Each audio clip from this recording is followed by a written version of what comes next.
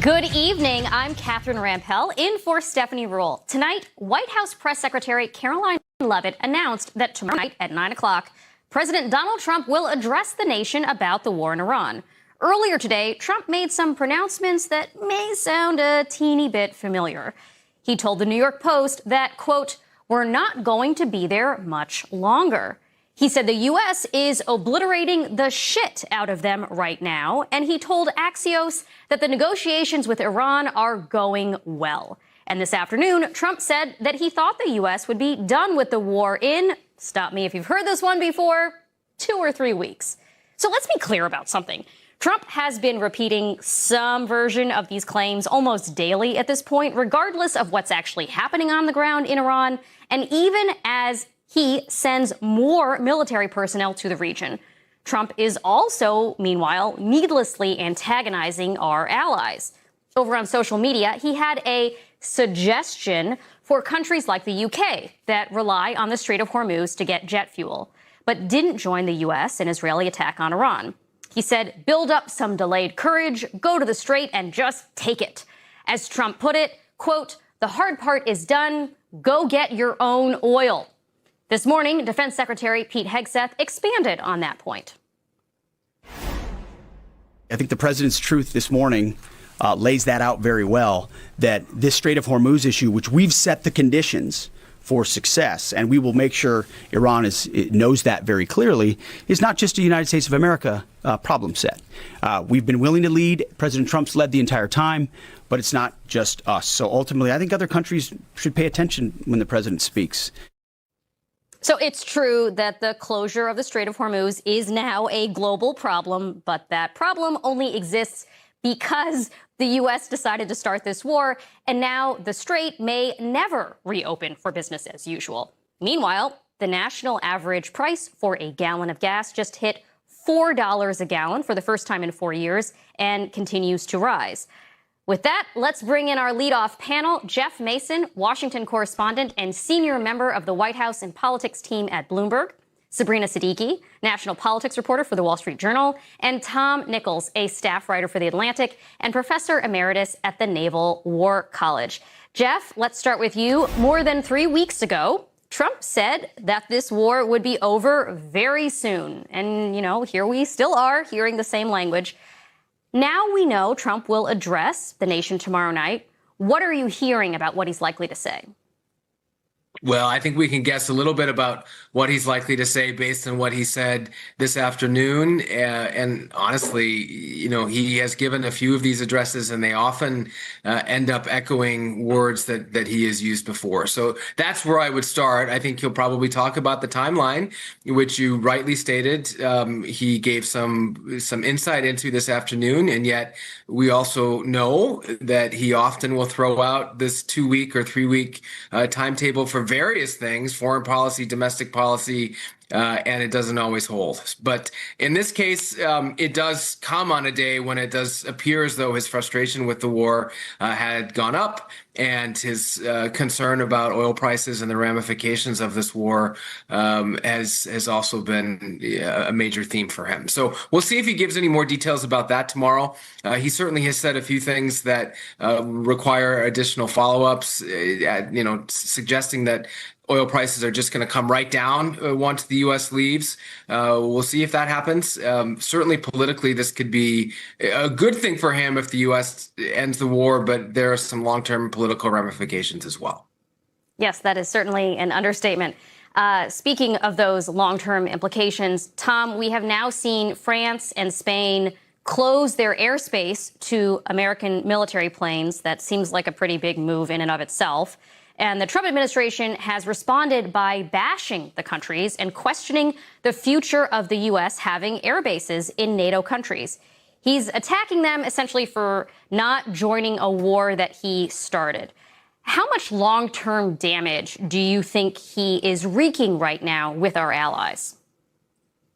The damage is immense, and not just over this one incident. I mean, this isn't the first time that NATO and the United States have had a disagreement like this. Back 40 years ago, when Ronald Reagan attacked Libya, that our pilots had to go a long way around because some of our allies didn't agree with the operation and didn't want us overflying their territory.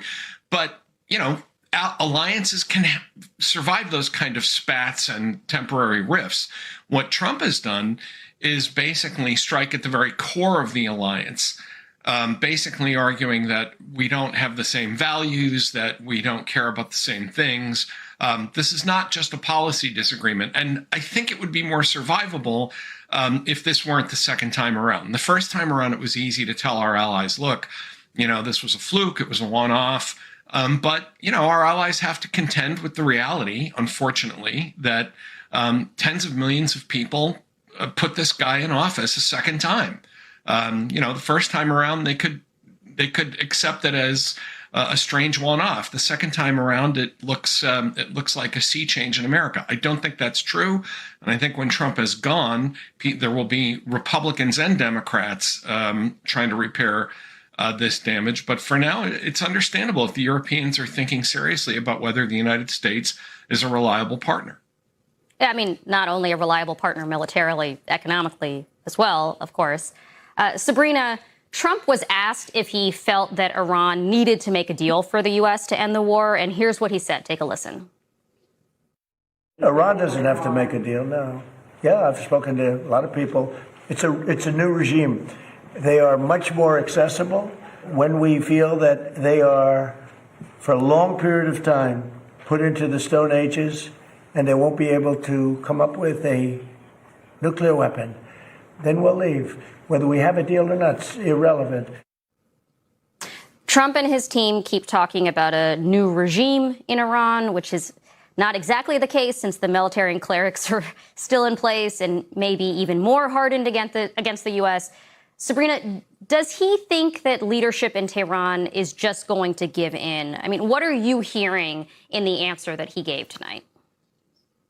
Well, I think that the president and his administration have notably declined to really specify who they're referring to when they're talking about a new regime. As you point out, a lot of people see, the current regime as essentially a continuation of the previous one. And I know that the administration is trying to apply political pressure on Tehran to come to the negotiating table.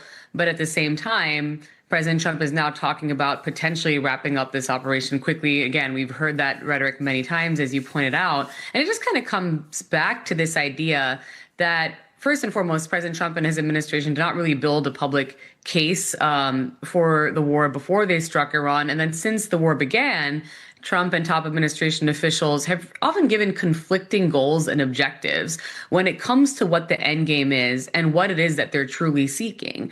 And so, we're not sure what the president is going to detail in his address tomorrow. But one thing that's notable when we're talking about possible concessions or what they're looking for in terms of a diplomatic pathway forward.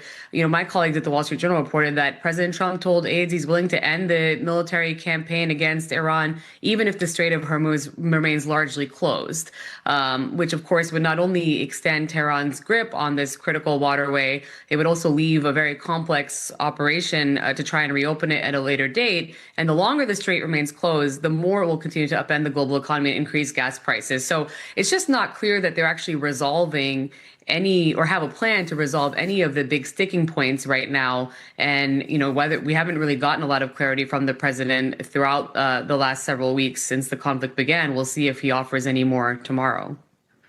Tom, today the chairman of the Joint Chiefs announced that the B-52 Stratofortress bombers have entered the region for the first time.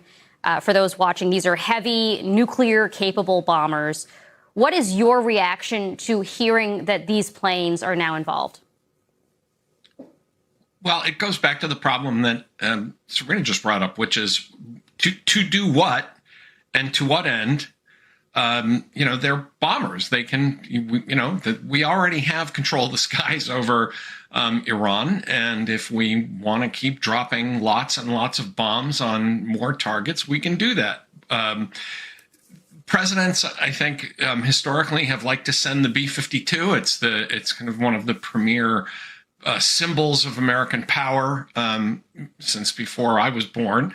But in the end, okay, you're going to send B-52s. They can drop a lot of bombs. What is the end game? What is the point here that you're trying to get to? And hopefully we'll hear more about that tomorrow night. But for now, going on 5